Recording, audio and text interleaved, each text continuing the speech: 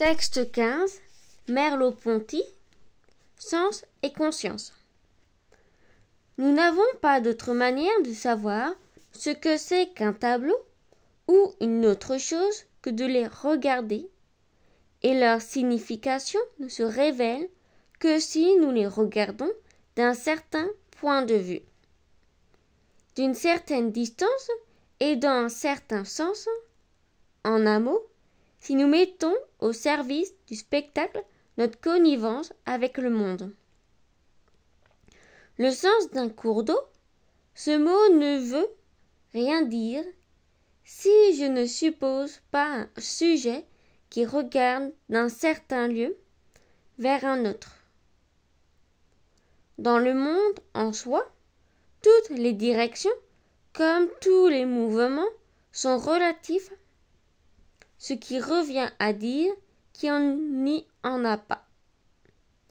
Il n'y aurait pas de mouvement effectif et je n'aurais pas la notion de mouvement si, dans la perception, je ne laissais la terre comme sol, de tous les repos et de tous les mouvements en deçà du mouvement et du repos.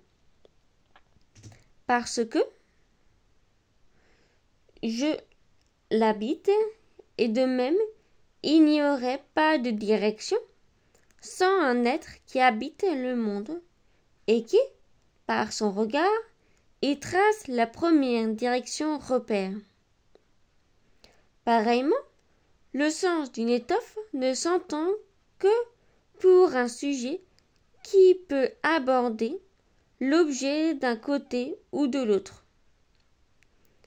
Et c'est par mon surgissement dans le monde que l'étoffe a un sens. De même encore le sens d'une phrase, c'est son propos et son attention,